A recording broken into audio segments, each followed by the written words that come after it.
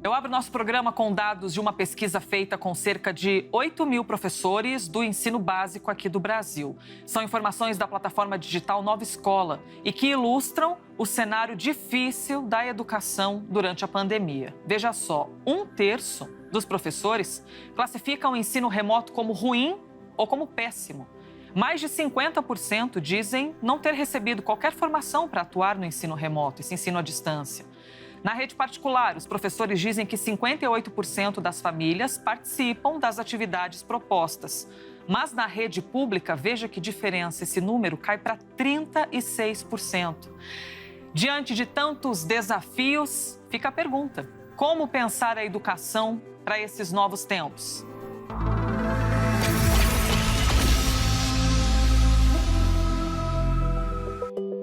Olá, tudo bem? Eu espero que esteja tudo ótimo por aí. Eu e as minhas colegas Lia Bock, Thaís Herédia e Roberta Russo te damos boas-vindas ao CNN Nosso Mundo. A nossa entrevistada de hoje é uma das mais respeitadas educadoras do país.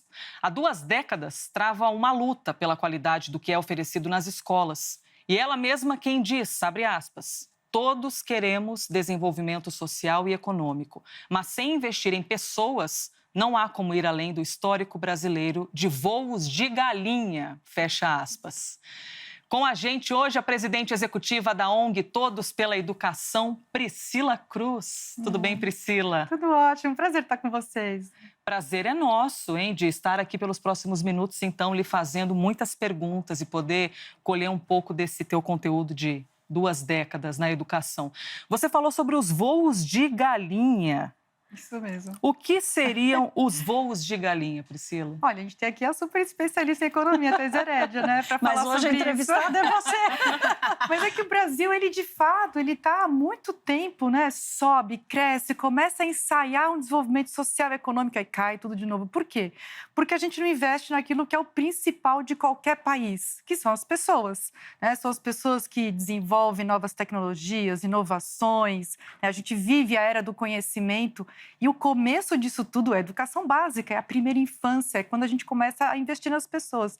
Então, acho que esse é o grande erro histórico do país, assim, sem dúvida nenhuma. Para quem gosta de números, né, tem um estudo recente até do professor Hanushek, que é de Stanford, que mostra que se o Brasil crescesse 50 pontos no PISA, o PISA é aquela avaliação feita pelo OCDE que mede a aprendizagem dos alunos do mundo, né? O Brasil participa, o Brasil está lá entre as últimas colocações. Se o Brasil crescesse 50 pontos, a gente acrescentaria, olha isso, Thaís, 1 ponto percentual no nosso crescimento de forma permanente. Então, imagina 1 ponto percentual ano após ano. Então, a gente acabou de ter uma queda de 9%, né? A gente não sabe como que vai ficar o crescimento geral do Brasil nesse ano. A gente já teria um crescimento garantido de 1 ponto percentual. Se a gente crescesse mais ainda no PISA, mais ainda. Então, assim, não tem desculpa. E o mais interessante, que eu acho que isso que me anima muito, é que esse crescimento econômico ele vem acompanhado de desenvolvimento social, né? E de distribuição de renda. Não é um crescimento que acumula na mão de poucos. O crescimento econômico pela via da educação, ele é um crescimento que promove distribuição de renda, de mais oportunidades, das pessoas poderem colocar em prática o seu projeto de vida. O que você quer fazer da vida, né? O que você mais tem vontade de fazer da sua vida? Se você tem educação de qualidade, tem as oportunidades e aquelas portas abertas, você consegue, né, colocar em prática, mudar de ideia, né, rever o seu projeto de vida, ir para o outro lado. Então, sim, eu acho que essa é a grande lacuna do Brasil, é nunca ter enxergado isso. E só para completar assim, essa resposta, assim, acho que a importância da educação está na fala de qualquer um. Se a gente sair e perguntar na rua, a gente sai aqui na Paulista e pergunta, você acha que a educação é importante? A gente vai ter 100% de respostas dizendo sim, a educação é super importante e tal. Só que a gente não vê isso na prática, né? A gente não vê na prática da própria população brasileira, que vem crescendo, mas ainda não tem aquela demanda por educação de qualidade. Ela roubou minha pergunta. Eu ia te perguntar... Já está respondendo. Eu te cortei por causa disso, porque eu ia te perguntar... Está na boca do brasileiro que a educação é importante.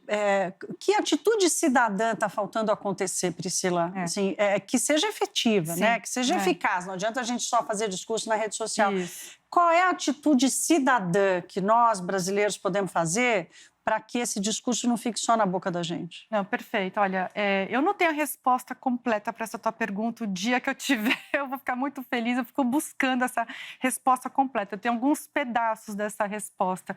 Acho que primeiro, Thaís, é ter realmente uma consciência. Eu sei que não é ainda o efetivo, tá? Mas é o primeiro passo.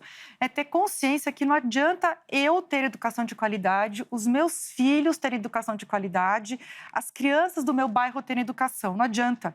A gente precisa que a menina negra pobre do interior do Maranhão, do Piauí, do Ceará, tenha educação de qualidade, porque quando é de todos é que faz a diferença.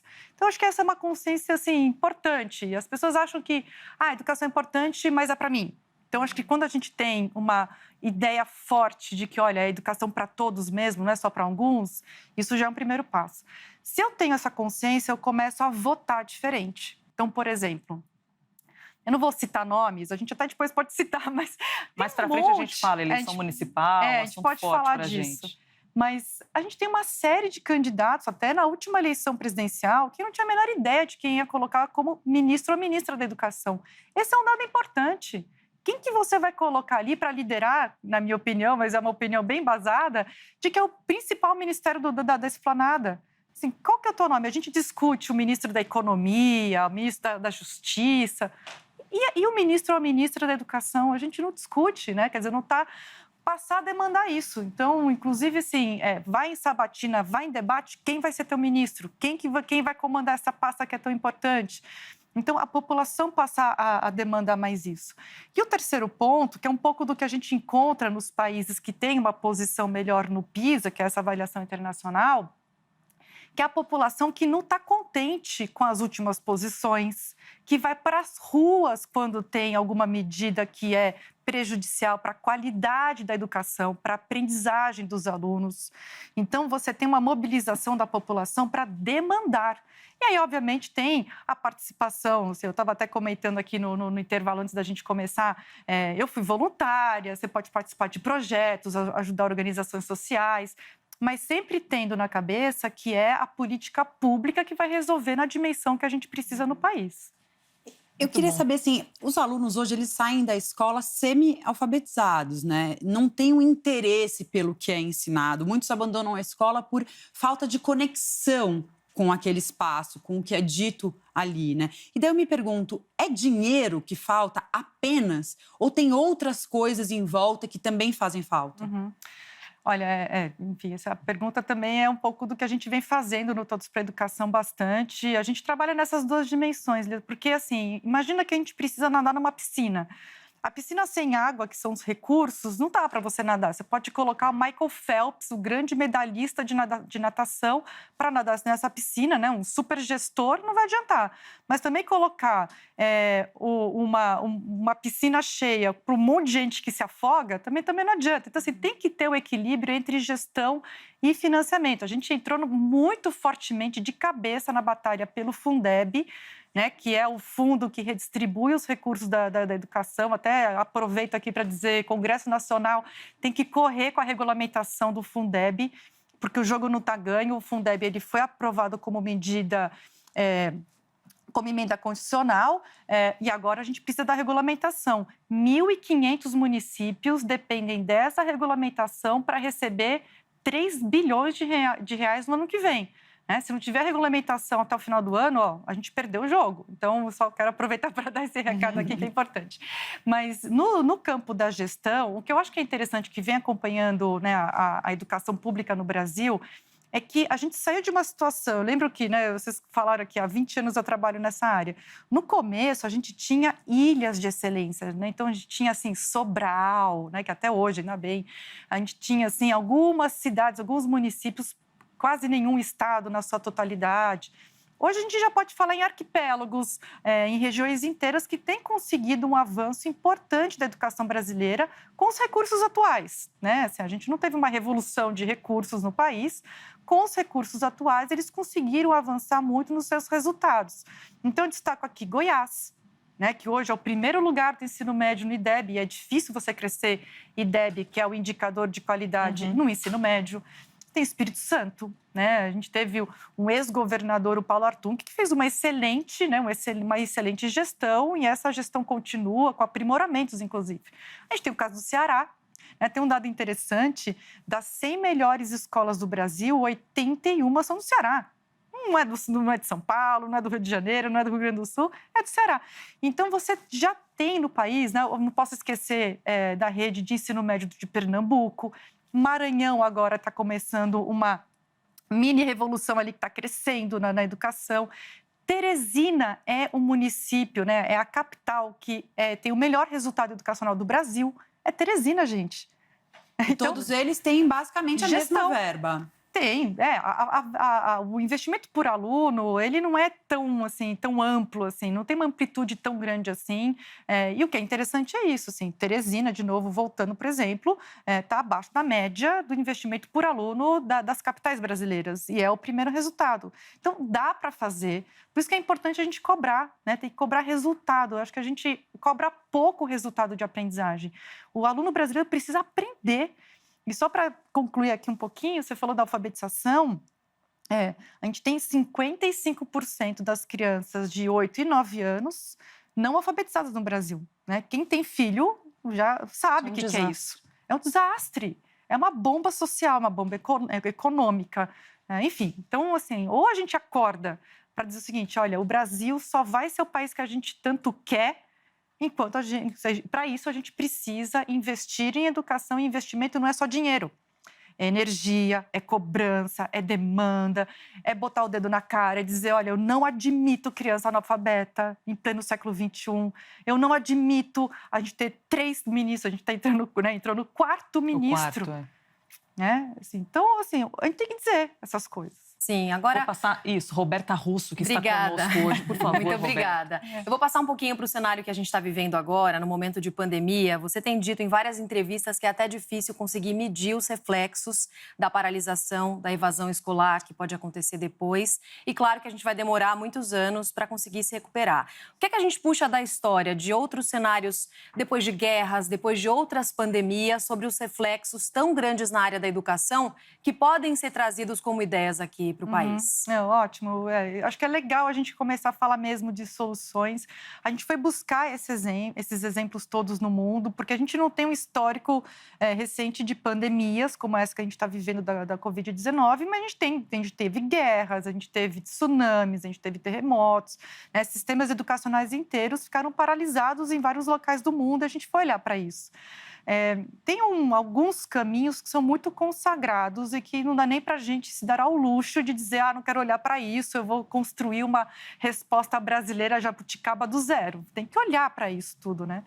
Então, o que tem assim de consagrado? Primeiro, comunicação não é só isso que a gente está fazendo aqui, né? Comunicação é uma ferramenta de gestão. Por que a gente tem mais de 70% dos pais e professores não confiando numa retomada de aulas presenciais? Porque não tem conversa com eles, né? E não estou falando aqui de comunicação da imprensa, estou falando da comunicação da gestão pública e comunicação como ferramenta de gestão. Então, você ter representação de pais, de professores, trabalhando junto com a secretaria, em articulação com a Secretaria de Educação, com a Prefeitura, com o governo estadual, para construir o plano de retomada, para todo mundo se sentir seguro. Olha, eu estou aqui representando o interesse dos pais, eu estou representando o interesse dos professores. E a gente não tem isso muito aqui no Brasil, não é uma prática. A gente está com 3 estados que estão indo super bem nesse campo, que é Rondônia, Mato Grosso do Sul e Goiás. Eles constituíram... Isso é um pouco atitude cidadã, né? Esse envolvimento não só pós-pandemia, né, Priscila? Exato, exatamente. Esses 3 estados, eles constituíram um gabinete de enfrentamento da pandemia na educação. E aí tem representações, inclusive, do Ministério Público, Defensoria Pública, das assembleias, para poder todo mundo construir junto. Então, comunicação é um super ponto importante, né? Articulação, engajamento, comunicação, esse capítulo todo é muito importante. Tem o campo das medidas sanitárias, né? Então, os protocolos de saúde, distanciamento, né? O rodízio de alunos. Nenhum país que fez a retomada com sucesso das escolas fez da noite para o dia do 0 ao 100%. Né? Você tem um escalonamento, você tem que ter ali uma volta programada. Um outro ponto é o acolhimento, né? O acolhimento também não é uma atitude simplesmente de generosidade, de amor ao próximo. É também, mas é porque o acolhimento, ele respeita o momento que está todo mundo vivendo, que é muito difícil, né? Esses alunos estão vivendo luto, esses professores estão vivendo luto e medo, então tem que ter acolhimento, e um acolhimento programado para isso, né? Tem um outro dado que é sobre evasão e que reflete um pouco isso, assim, 28% dos jovens brasileiros pensam em não voltar no ano que vem para o ensino médio. É um dado bem... É muita coisa. É muita coisa. Nossa. É outra bomba social e econômica que vem por aí. Então, tem que ter acolhimento, tem que ter comunicação. E aí tem os protocolos mais pedagógicos, que é a avaliação de aprendizagem, revisão do currículo, revisão do calendário escolar. A gente vai viver um currículo agora, um calendário, 2021, né? Em alguns municípios, 2021, 22. Então, assim, tem uma série de ações. Por isso que a gente vem, assim, reforçando uma mensagem que... o fato das escolas não poderem ser reabertas em alguns municípios, em algumas localidades, isso não isenta a gestão de trabalhar muito fortemente para essa reabertura, mesmo que a reabertura não aconteça agora. Sim. Priscila, falando a respeito da estrutura das escolas, que você citou isso aí na sua fala, os pais, na hora de permitir que os filhos voltem para a aula, eles querem ter certeza que o filho está voltando para um ambiente seguro. E não para um ambiente inseguro, onde ele possa, inclusive, pegar uma doença e levar essa doença para casa. Apesar de que o controle é muito delicado, mas que seja o maior possível.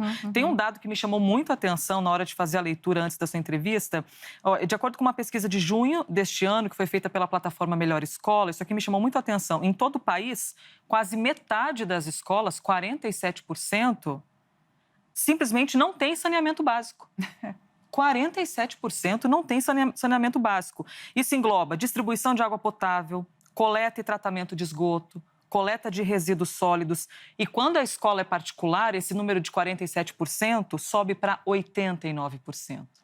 Então, a gente vê diferenças brutais em setores dos quais, muitas vezes, a gente nem tem acesso à informação ou nem reflete. Então, quando a gente fala de saúde... Como lidar com essa discrepância tão grande quando no ensino público você tem 47% das escolas sem saneamento básico? Isso. Numa pandemia. Não, mas essa é a realidade do Brasil.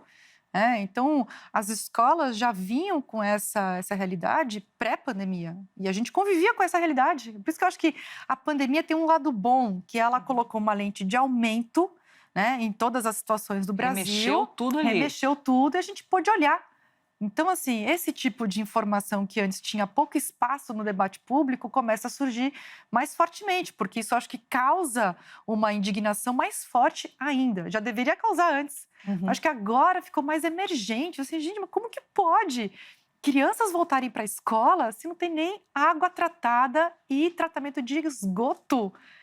Assim... Pensa nisso, a gente está no século XXI e a gente trata a escola dessa forma. Essa é uma forma, Thaís, assim, acho que é mais um complemento à tua pergunta. Assim, quando a gente está falando de tratamento, de água, esgoto, enfim, a gente acabou de ter um marco aprovado de saneamento, aprovado no Senado. Vamos falar de escola, que tem que começar nas escolas? Então, se um país, ele de verdade prioriza a educação, não só na retórica fácil, mas prioriza a educação, então vamos começar com as escolas. Qual a referência que a criança tem, se dentro da escola não tem isso? Conectividade, também é outro que remexeu, vou usar a expressão, a gente botou uma lente de aumento e a gente descobriu que grande parte das crianças brasileiras, jovens brasileiros, não é que a gente descobriu, a gente já sabia, né? Mas assim, ficou mais à luz do sol, que grande parte das crianças brasileiras não tem acesso à internet.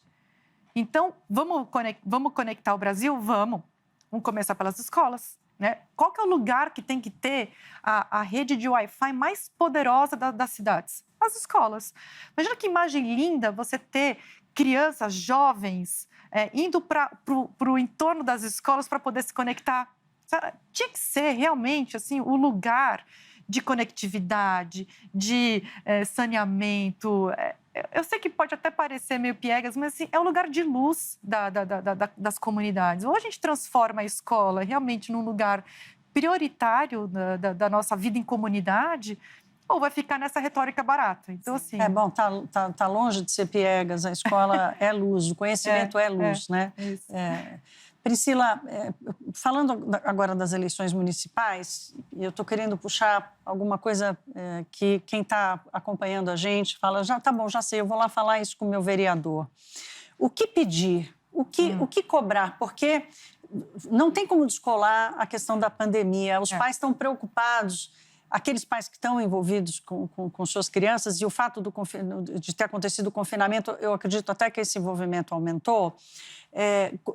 Como transformar esse envolvimento que aconteceu em casa na cobrança política agora na eleição municipal? Porque, inclusive, há uma pouca compreensão de quem é responsável por quem. O município cuida do quê, o Estado cuida do quê.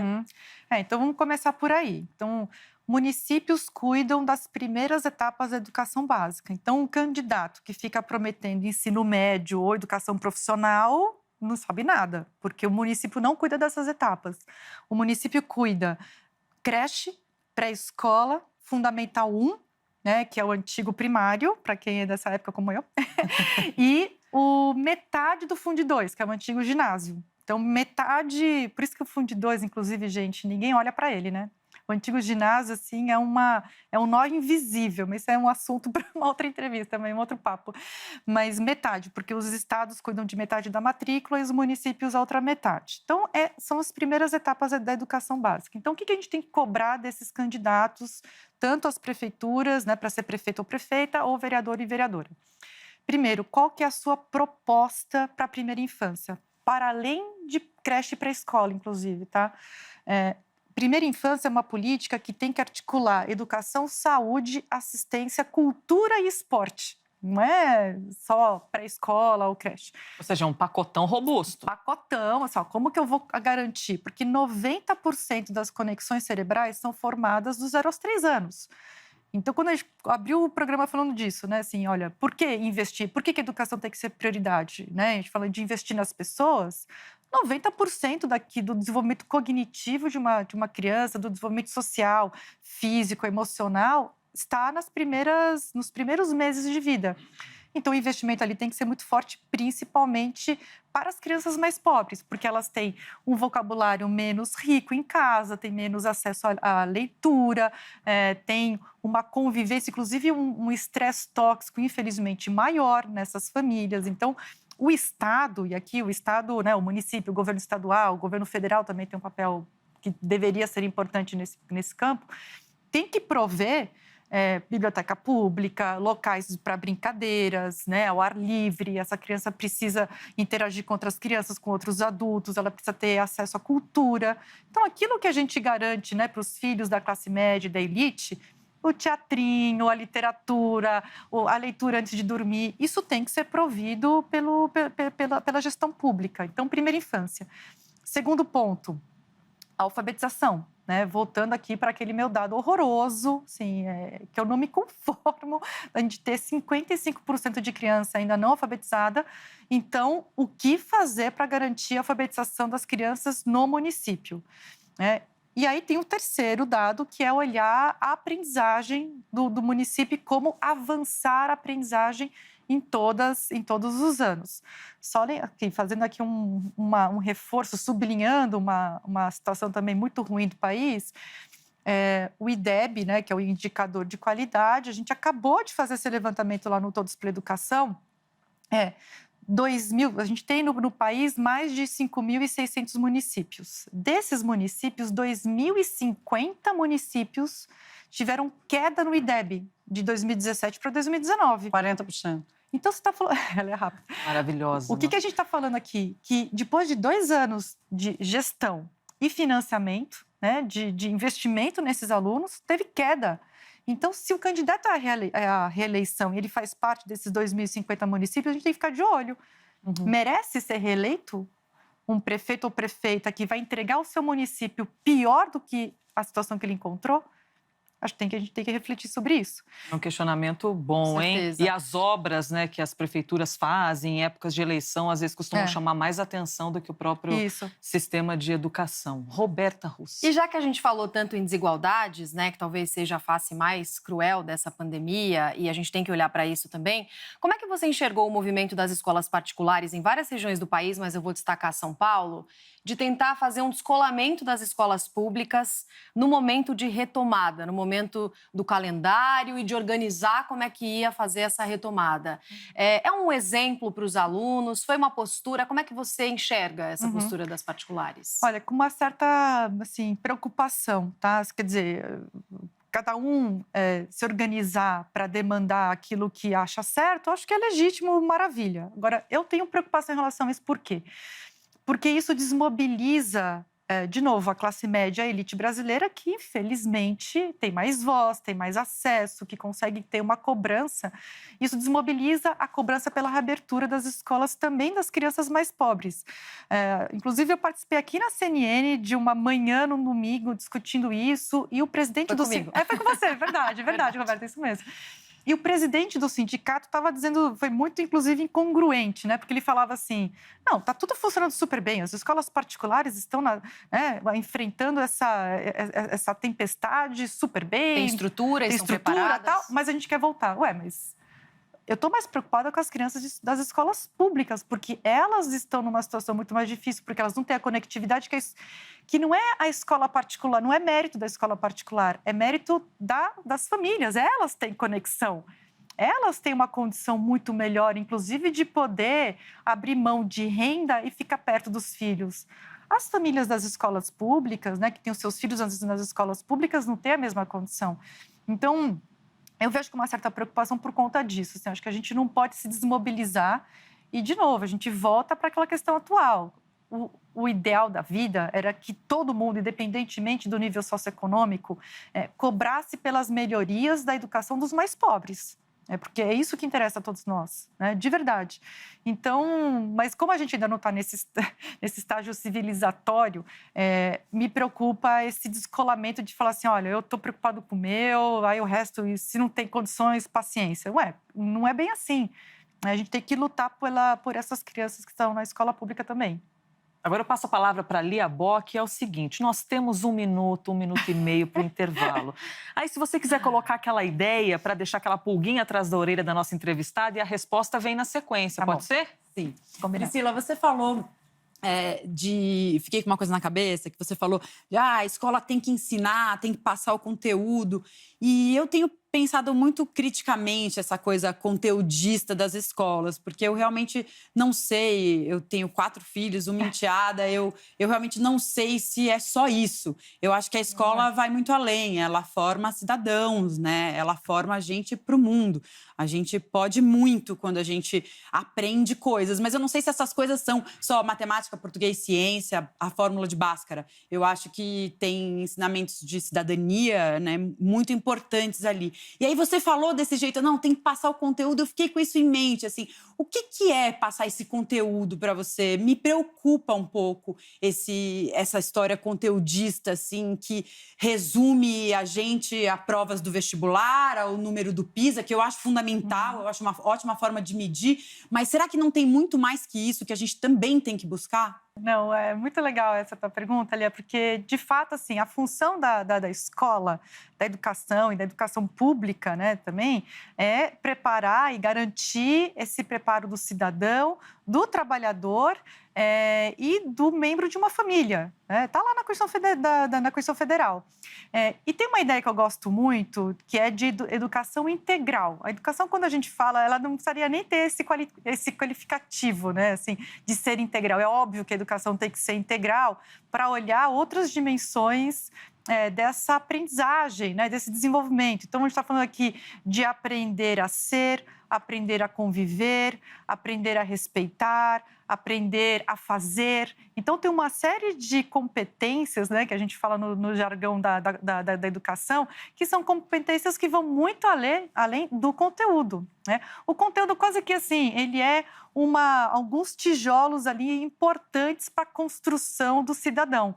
Sem conteúdo também, sem você ter a aprendizagem desse ensino conteudista, sem esses conteúdos, você também não consegue organizar suas ideias, né? Você não consegue formular, você não consegue ter o tal do pensamento crítico. Você precisa de conteúdo, você não consegue totalmente fugir disso. Mas outras competências e habilidades precisam estar junto a esse conteúdo para poder formar o conjunto de conhecimentos que a gente tem, o conjunto de saber fazer que a gente tem. A gente tem vários saberes, a gente sabe fazer um monte de coisa. E esse saber e esse aprender, dos mais importantes é aprender a aprender. Né? Porque a gente precisa aprender o resto da nossa vida. Né? Já foi a época em que você aprendia um ofício, né? Então, por exemplo, as mulheres, né? Já que a gente está aqui num programa cheio de mulheres, então você aprendia ali uma série de tarefas domésticas, você passava a vida, né, usando aquele conhecimento e acabou. Hoje já não tem mais, isso não existe. Né? No mundo profissional, a gente está o tempo inteiro aprendendo. Então, aprender a aprender é uma dessas competências super importantes. E isso está dentro de uma ideia de educação integral. Por isso que hoje a gente tem falado mais em educação integral em tempo integral, né? Que não basta só o tempo integral, a educação precisa ser integral também. E até a Lia tocou nesse assunto do conteúdo, e eu estava pensando sobre o conceito de homeschooling, que é a educação doméstica, uma discussão que ganhou força nos últimos anos, principalmente no ano passado. Está sendo discutido também isso no Congresso, inclusive. Mas no momento em que os pais ficaram com os filhos em casa, fazendo a educação deles em casa na pandemia, muita gente viu que é muito difícil, né? Surgiram aí, inclusive, surgiu muita angústia, muita dificuldade nessa relação. Viram que ser professor não é tão simples assim. Pois é. Será que ensinar é mais difícil, muito mais difícil do que muitos pais avaliavam? Muito mais. Você imagina que ser professor, assim, não basta você gostar de criança, ter jeitinho com criança, com jovem, ou o outro lado até assim, mas eu sei matemática, eu posso ser professora de matemática. É super difícil, acho que todo mundo, outro dia, a minha filha, eu tenho duas filhas, tem uma filha que está no 5º ano, outra que está no 6º ano. E a do 6º me faz umas perguntas assim, mãe, como que eu faço, como que eu respondo, como que eu resolvo tal problema de matemática? Eu sei resolver, mas eu não sei ensinar. Então, uma coisa é você saber a matéria, o conteúdo, a outra é saber ensinar para crianças diferentes, de uma sala de aula que tem muita desigualdade, né, que estão em níveis diferentes de aprendizagens anteriores. Então, saber ensinar é uma ciência que a gente deveria levar muito mais a sério. Né? Por isso que os cursos de pedagogia e licenciatura precisam também ser revistos. Né? Esse, inclusive, é um dos trabalhos do Todos para a Educação, pensar o currículo de formação de professores, tanto a formação inicial, que acontece no ensino superior, mas também a continuada, que acontece depois que o professor já está na sua atividade profissional. Então, o desenvolvimento profissional do professor, para que ele seja cada vez melhor na sala de aula, para garantir aquilo que é a preocupação da Lia. Assim, olha, eu não quero apenas que o meu filho ou que as crianças do Brasil, as crianças do mundo, saibam Bhaskara. Ele precisa saber um monte de outras coisas, mas até para aprender Bhaskara, você precisa ter uma didática específica. Tem uma didática que é específica da matemática, da língua portuguesa, da biologia. Dominar isso é muito, muito difícil, é uma ciência, a gente precisa garantir isso para todos os professores. Mas dá para fazer isso ganhando R$ 2.500? Tudo isso, todas essas coisas? Então, a gente precisa valorizar o professor. Eu sou, assim, super partidária desse caminho. Assim. Se a gente concorda que educação né, eu acabei de falar, se o MEC é o ministério mais importante da esplanada, na minha opinião, o professor ele é o principal profissional do país. Tá? Para isso, a gente precisa fazer o que outros países fizeram, que é atrair para a carreira docente. Aqui estou colocando uma visão super pragmática, tá? Assim, para além daquilo que eu acho que tem que valorizar o professor pelo valor que ele tem como profissional.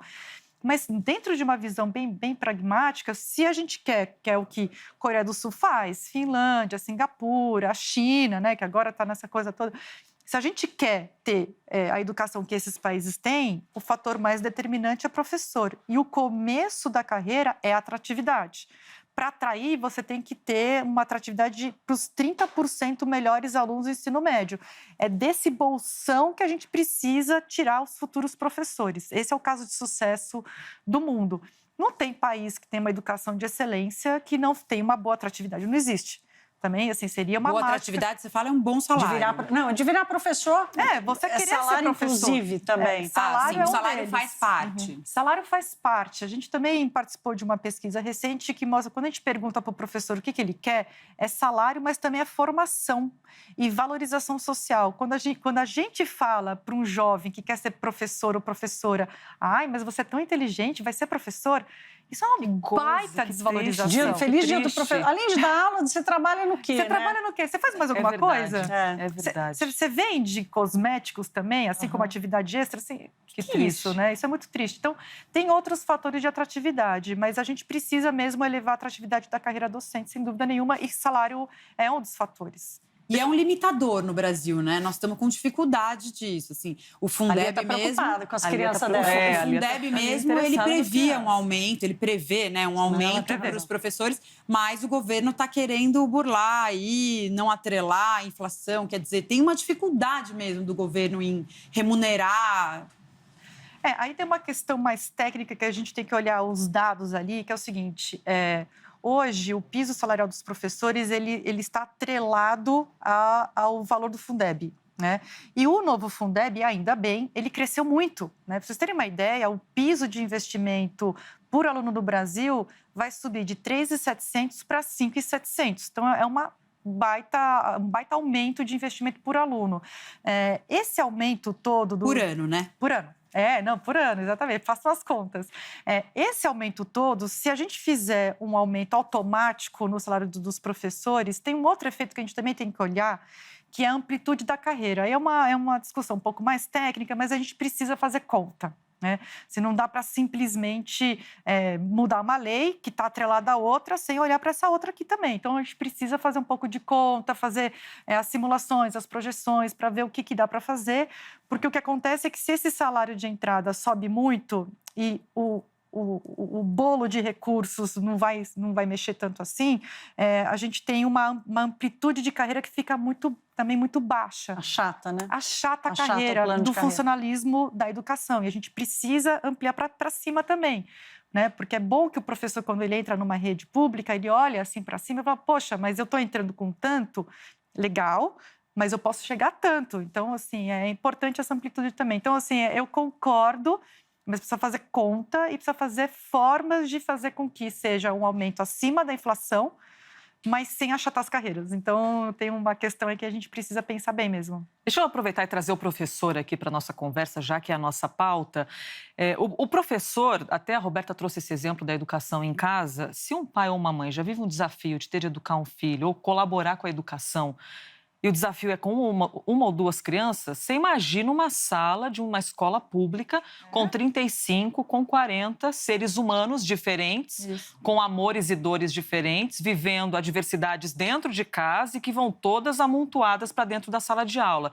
E, de repente, teve de haver um corte nisso. O ensino remoto, o ensino à distância. Então, o professor teve de se adaptar a uma câmera, a um celular, a um computador, para conseguir tocar o coração desses alunos também. E a gente trouxe aqui na abertura do programa esse dado aqui de que mais de 50% dos professores pesquisados, foram 8.000 professores dessa plataforma digital A Nova Escola que fez a pesquisa, mais de 50% dizem não ter recebido qualquer formação para atuar no ensino remoto. Priscila, os professores foram, então, assim, jogados. Vai lá, assume o desafio. Na verdade, assim, todo mundo no começo, todo mundo estava aprendendo meio junto, né? Então, assim, inclusive, assim, nos primeiros meses eu tomava muito cuidado para fazer críticas às gestões públicas, tanto os estados quanto os municípios, em relação a isso, porque, na verdade, estava todo mundo aprendendo, né? As secretarias, o secretário de educação. No começo. No começo, nos primeiros meses, assim, né? Então, não tem especialista em ineditismo, né? Exatamente. É uma situação nova. Por mais que a gente visse, né, a pandemia ali na China, vindo para cá, indo para a Itália, mas preparados ninguém estávamos, né? Ninguém estava, né? Na minha atividade, a gente teve que fazer uma série de alterações e de mudanças e tal. O que aconteceu é que depois essas redes, né, a gente tem mais de 5.600 redes municipais e 27 redes estaduais. Essas redes, elas tiveram uma curva de aprendizagem. Essa curva, ela variou muito de estado para estado, de município para município.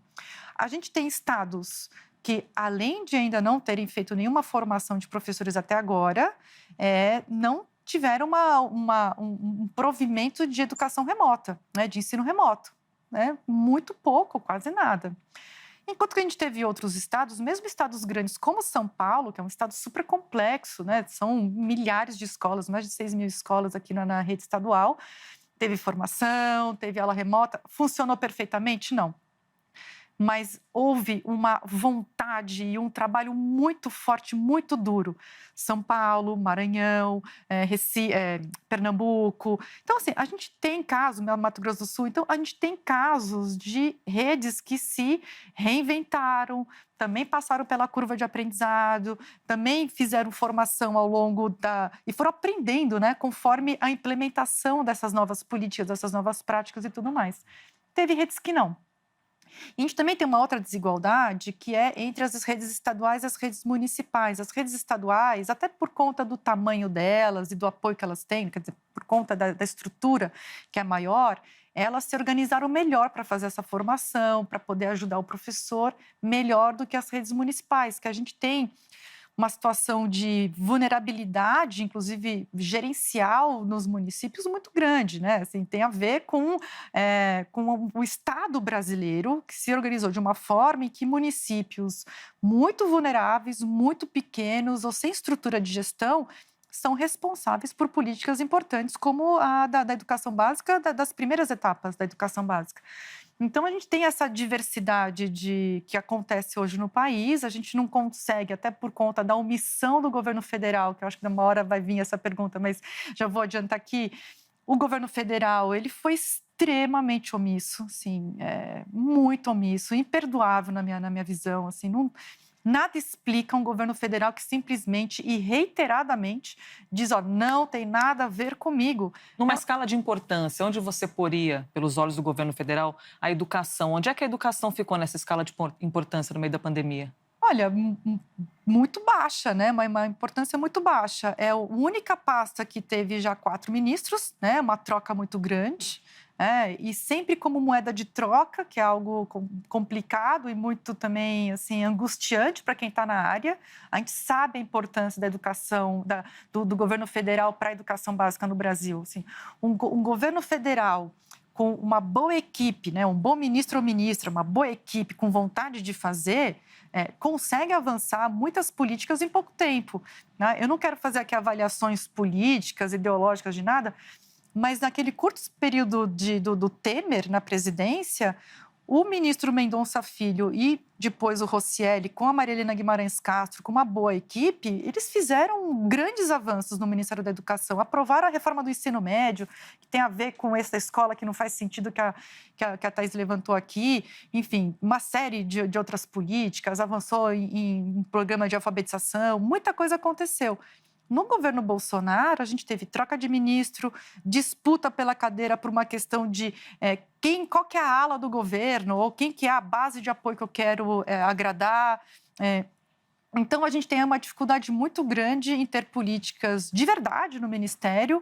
Até hoje, depois de tantos meses, a gente já vai concluir 2 anos de gestão desse governo federal, nenhuma política ainda foi lançada para a educação básica brasileira. Não teve nada. Tem uma discussão que está partindo do governo federal, que faz parte de um projeto do Ministério da Economia, que é juntar a obrigação do orçamento da saúde com a educação. E a justificativa é que o Brasil caminha para o envelhecimento e que, em algum momento, algumas partes do país vão precisar investir mais em saúde e menos em educação. Hoje, o orçamento da educação é maior do que o da saúde e a obrigação precisa ser cumprida. Então, eu queria te ouvir sobre isso, assim, sobre esse debate que está partindo do Ministério da Economia, ali com o propósito de gestão orçamentária, inclusive, de como aplicar melhor, alocar melhor o recurso público, dada a prioridade de cada comunidade no Brasil. Olha, Thaís, assim, até como tese geral, eu acho que é importante para o gestor eleito ele ter mais liberdade para poder decidir em relação ao orçamento, em tese, né? No caso brasileiro, a gente ainda não poderia chegar a esse tipo de decisão. Eu sou contra, é um contratemporal, né? Eu acho que agora não dá para a gente tomar essa decisão, ainda não dá para a gente ter essa situação. Por quê? A gente ainda não tem todas as crianças e jovens na escola. Dos que ingressam na educação básica, só 64 concluem. Olha essa pirâmide invertida. A gente tem um funil ainda. Então, a gente tem a situação que a aprendizagem não é universalizada no país, a desigualdade é muito grande, a gente precisa ainda investir em conectividade, no tratamento de água, esgoto dessas escolas, ter uma infraestrutura decente. Então, formação do professor. Aí vem os temas ligados mesmo à gestão. Então, formação de professores, uma política de alfabetização, enfim. Aí tem uma série de questões que a gente ainda precisa resolver na educação brasileira para mudar de patamar. A gente está num patamar muito baixo. O Brasil começou a investir mais por aluno da educação básica há pouco tempo, há menos de uma década. Então, esse aumento é muito recente. Então, a gente precisa se consolidar. E tem uma imagem, assim, aí, desculpa sair do técnico e até ocupar aqui um pouquinho mais de espaço, que eu acho que é uma questão até de sentimento humano mesmo, sabe? Se a gente vê, né, se a gente tivesse uma criança ferida, sangrando ali no canto, qual que é o primeiro impulso que todas nós vamos ter? A gente vai sair correndo, eu tiro aqui meu microfone e saio correndo. Gente, tem uma criança sangrando, chama a ambulância, vamos levar para o hospital. Quem que é a mãe, quem que é o pai? Então, você quer cuidar da criança. A gente tem 55% das crianças não alfabetizadas no Brasil, a gente não tem o mesmo impulso. Então, a gente precisa garantir um outro patamar, primeiro, de educação, de garantia de aprendizagem, e aprendizagem nessas dimensões todas, né, Thaís? Então, assim, a gente precisa primeiro garantir isso tudo. Aí eu topo uma conversa, mas é lá no futuro. Agora não dá pra gente ter essa conversa ainda não. Lia. Eu queria falar um pouco de doutrinação nas escolas, né? A gente tem escutado muito nesse governo falar que quer acabar com a doutrinação nas escolas e tal. Só que nessa preocupação de não ter uma doutrinação por aqui ou por ali, a gente tem um sistema de vigilância e uma doutrinação pelo medo, praticamente, né? E a gente tem recentemente um caso na França de um professor que foi decapitado depois de uma fala, claro que foi por extremistas radicais islâmicos, mas é uma imagem que traz um pouco essa vigilância que a gente vê nas escolas e o risco da gente criar esse tipo de relação com o que é ensinado. Eu queria saber de você, qual é a sua preocupação com relação a isso, com essa discussão de doutrinação, do que se passa, a escola sem partido, de regular muito o que está acontecendo ali dentro? Uhum. Bom, primeiro que isso é uma baita cortina de fumaça, né? Então, assim, quem não tem proposta para melhorar a qualidade da educação, e, de novo, qualidade em todas as dimensões, o que faz, né? Vai para o campo que ele tem mais conforto e domínio. Então, aí as questões mais conservadoras, o que é a escola e tudo mais. Então, assim, é uma cortina de fumaça para você também não perdoar uma gestão, que é um pouco do que tem acontecido no MEC, infelizmente, nesses últimos meses, uma gestão totalmente ineficaz, omissa, que não está preocupada com as reais questões da educação brasileira. Então, tem esse primeiro ponto. Tem um segundo ponto, que aí eu vou mais para o técnico ainda, que é o seguinte: professor é o principal determinante para a aprendizagem, para a qualidade da educação. Você pode rodar em qualquer pesquisa, você pode buscar as pesquisas que for, assim, no Brasil, no mundo, não importa. Professor é o principal determinante, maravilha. O que está por trás dessa determinância toda? É uma relação de confiança entre o aluno e o professor. O que é o processo de ensino-aprendizagem? É um processo de entrega. Eu estou ali aberto para escutar o que o professor está me falando, para poder, inclusive, discordar e colocar a minha outra opinião. Ok, isso é super importante, ter um ambiente de confiança. Então, essa conexão aluno-professor está na raiz da aprendizagem, de qualquer aprendizagem. Eu preciso me sentir confiante, eu preciso sentir... E aí, esse ambiente de escola sem partido, o que causa? Uma perseguição, né? Então, é a vigilância do professor, passo seguinte é a perseguição aos professores. E tem por trás uma ideia equivocada que a criança precisa ter na escola exatamente, ela tem que estar exposta exatamente à mesma visão da casa. E não é isso que acontece, e não é isso que tem que acontecer. Por quê? Porque na casa dela, ela vai ter uma visão de mundo que é muito própria à sua família. Maravilha.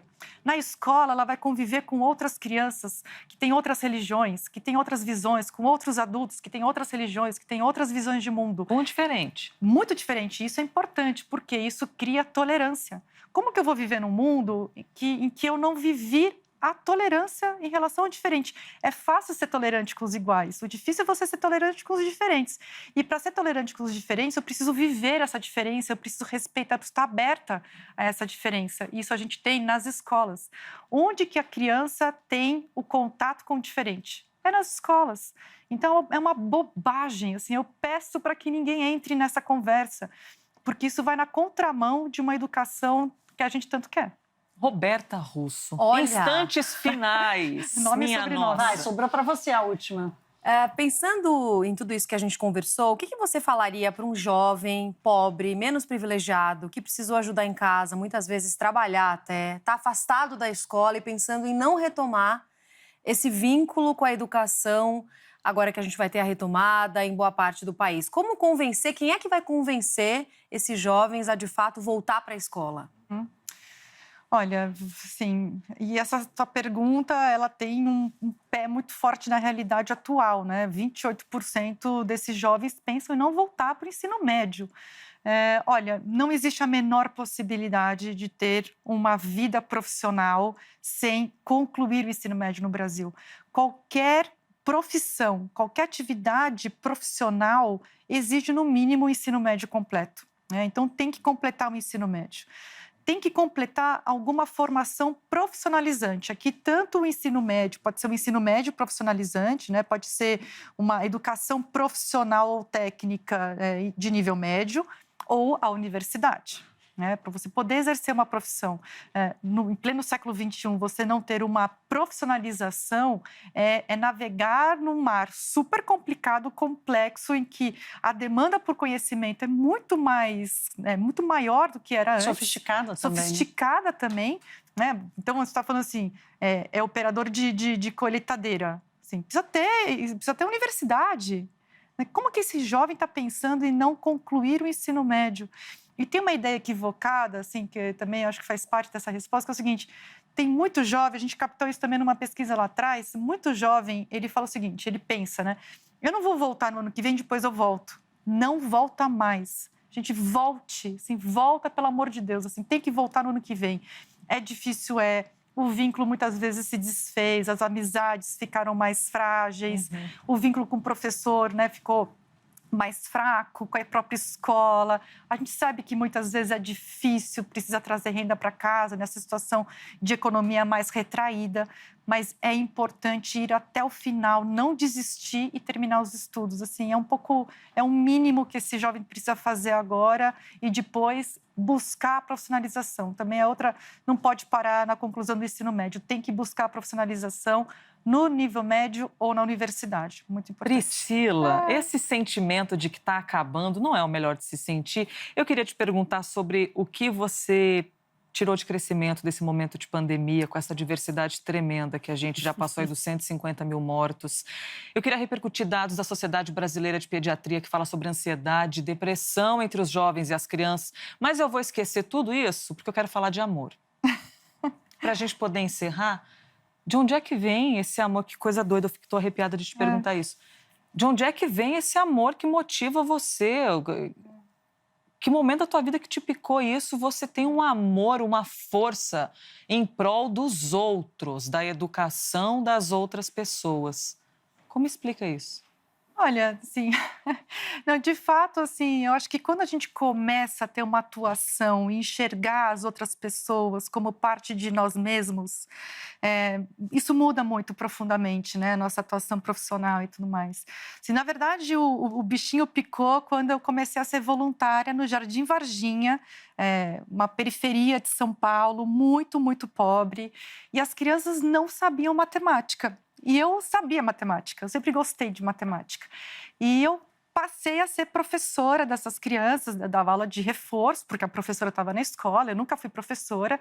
E eu vi que essas crianças, elas aprendiam e elas gostavam de aprender, e elas ficavam assim perto de mim, me chamavam de tia, né? Tia Priscila, tia Priscila. Isso, assim, acho que acendeu um amor, né, usando a palavra, enorme, que assim, acho que a gente precisa brigar por essas crianças. Ninguém briga por essas crianças, não tem sindicato das crianças pobres brasileiras, entendeu? Pela sua educação. Então, eu acho que o Todos para a Educação faz isso, eu faço isso, um monte de gente faz isso, não sou eu. Tem muita gente brigando pela educação pública do Brasil. Acho que a gente precisa se unir mais, né? Assim, juntar mais forças ainda. Priscila, muito bom, parabéns. muito obrigada. E que a gente possa, obrigada, como cidadã. Se inspirar com esse amor e sempre mover a nossa vida embasado no amor, que isso faz uma diferença tremenda. O nosso programa com a presidente executiva da ONG Todos pela Educação, Priscila Cruz, está disponível na íntegra para você rever quantas vezes quiser no site cnnbrasil.com.br. E lembro que também está no nosso canal do YouTube, viu? E também no formato de podcast e em todas as plataformas de áudio, ou seja, em todos os lugares para você ouvir novamente todas essas ideias. Priscila, mais uma vez, muito obrigada. Obrigada, meninas. Obrigada, gente. Esta é a CNN Inconfundível.